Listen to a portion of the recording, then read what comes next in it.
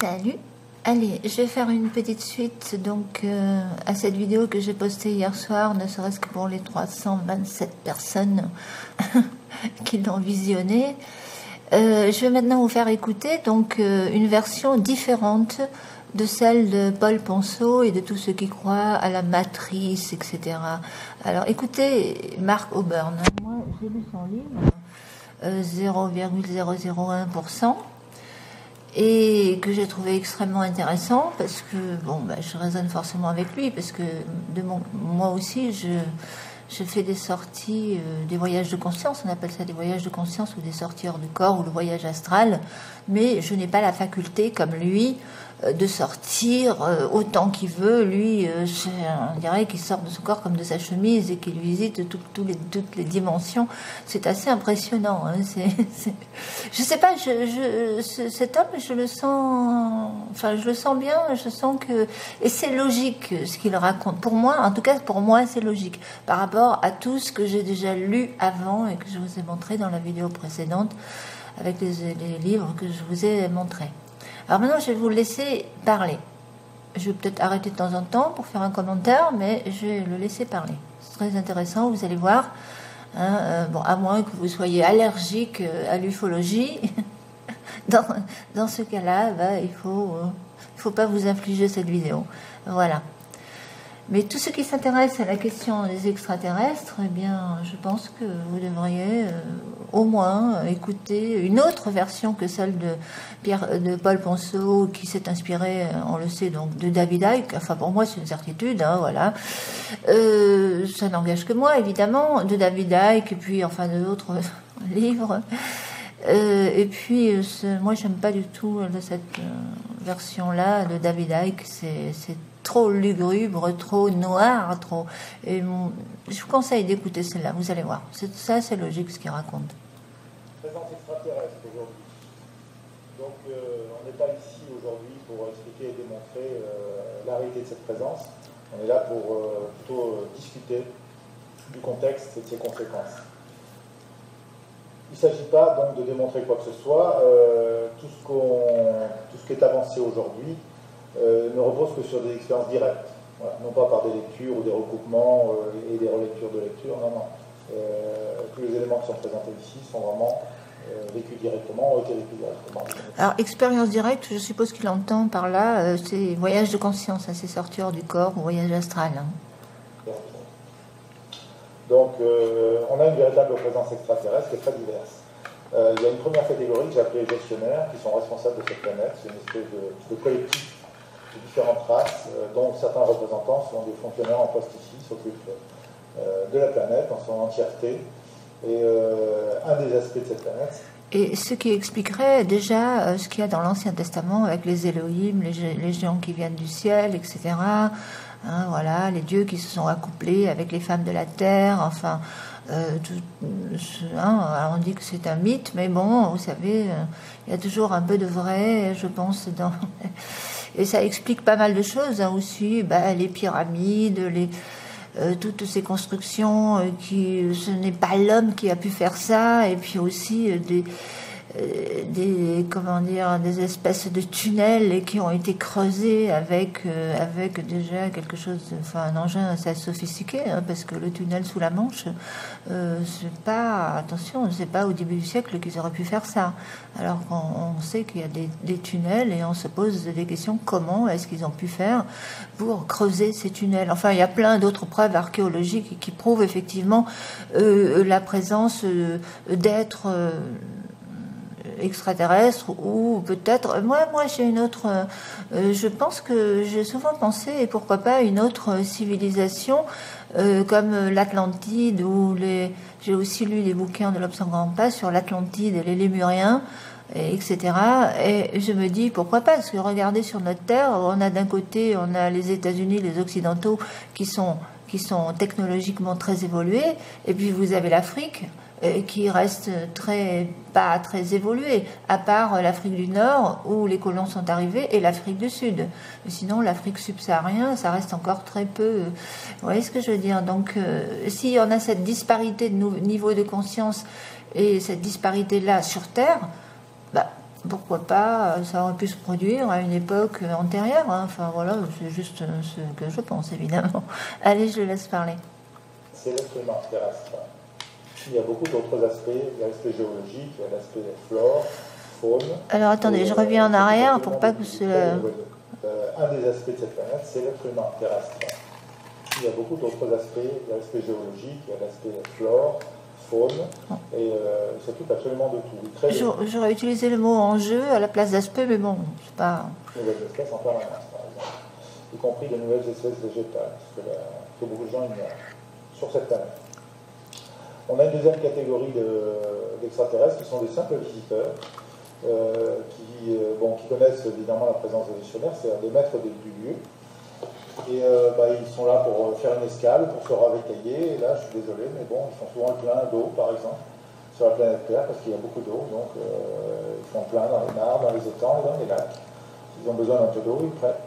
Alors, par rapport à l'eau, j'ai lu dans mes livres qu'il y a un endroit, je ne sais plus où, au pôle Nord ou ailleurs, où on voit, où il y a des témoignages de gens qui voient des engins sortir de l'eau, et puis ce qui n'ont rien à voir avec un engin terrestre. Ça, c'est réel, hein. Il faudrait faire quelques recherches sur Internet, on devrait pouvoir le retrouver, ça. Ils en prennent autant qu'ils en veulent. Par exemple. Mais là, c'est de l'eau de mer, hein.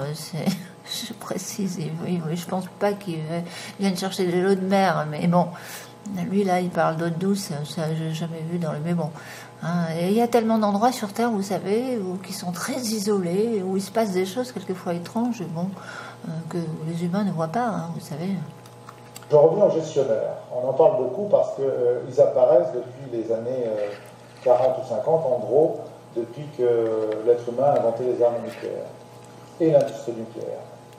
Donc, j'étais à la conférence de Washington en mai 2013, et un grand nombre de militaires, américains du Nord, américains du Sud, ont témoigné de l'intervention directe des vaisseaux spatiaux, et donc des créatures extraterrestres, sur les installations nucléaires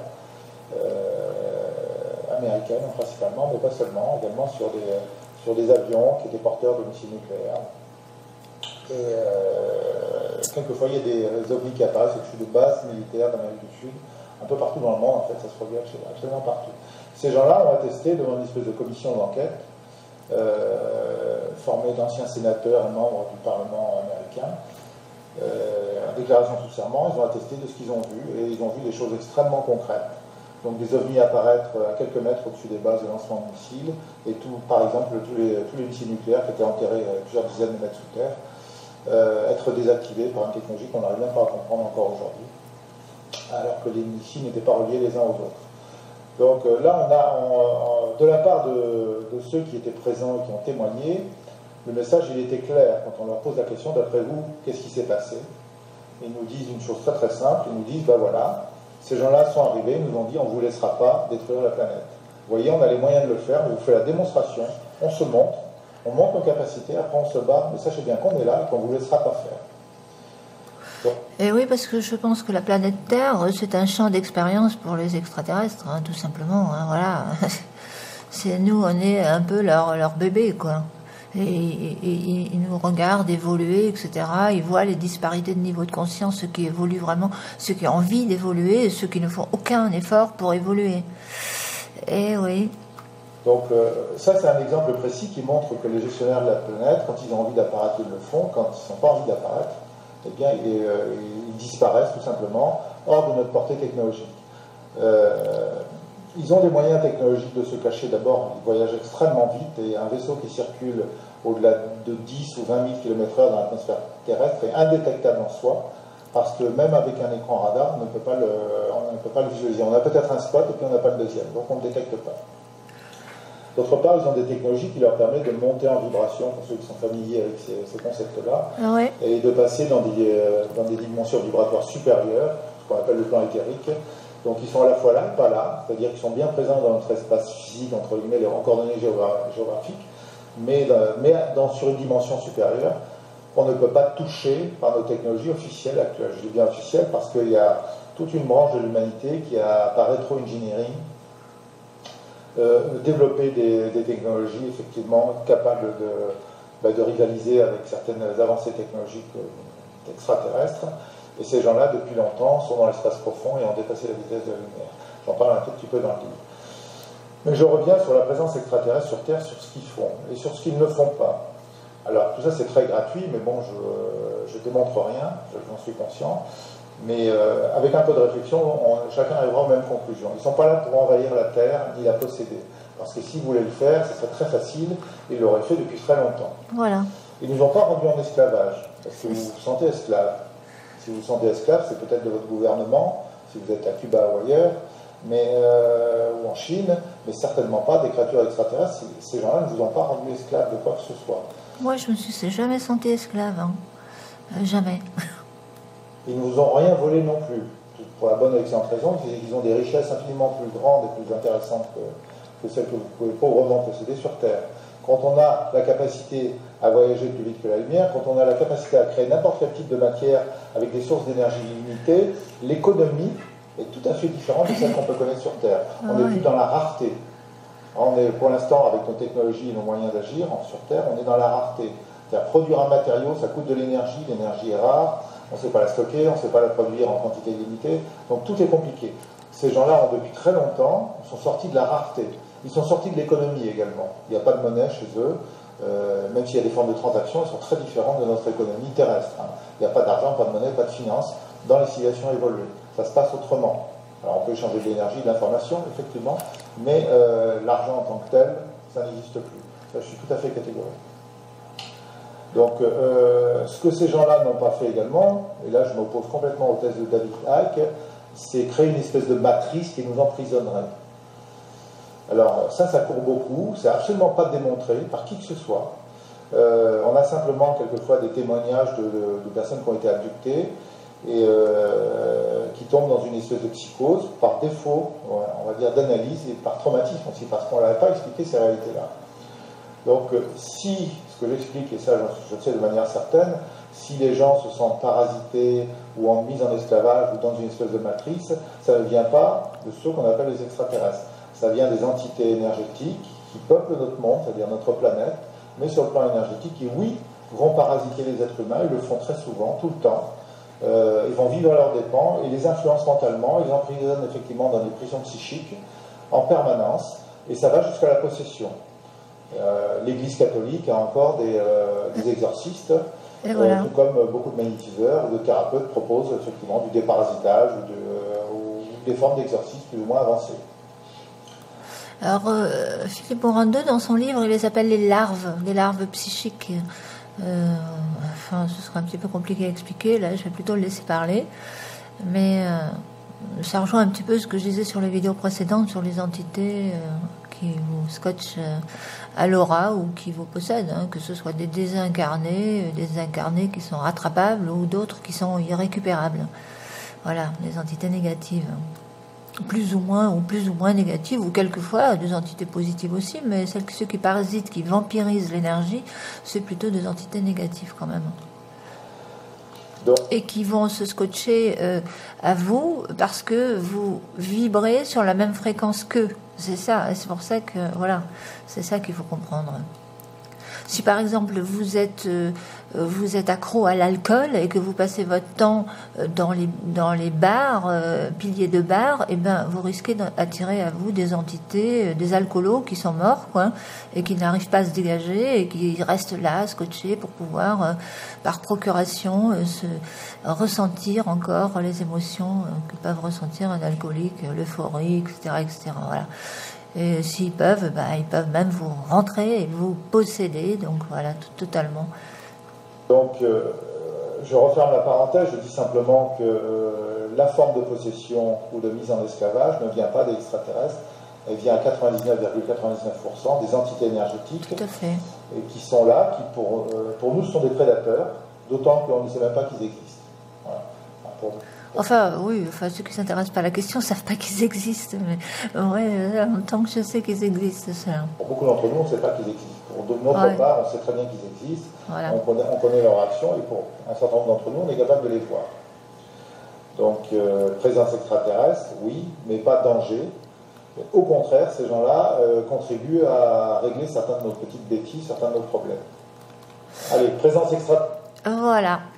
Alors, à vous de juger. Hein, vous êtes pour Paul Penceau et David Icke ou pour Mark Auburn. Moi, je suis du côté de Mark Auburn, hein, parce que par rapport à toutes mes lectures, et ça rejoint puis aussi mon intuition, vraiment ce que je ressens, et quand j'écoute tout ça, et c'est vrai que par rapport à tout ce que j'ai lu, ça correspond tout à fait à ce que je crois. Voilà. Alors, à vous de me dire de quel côté vous penchez.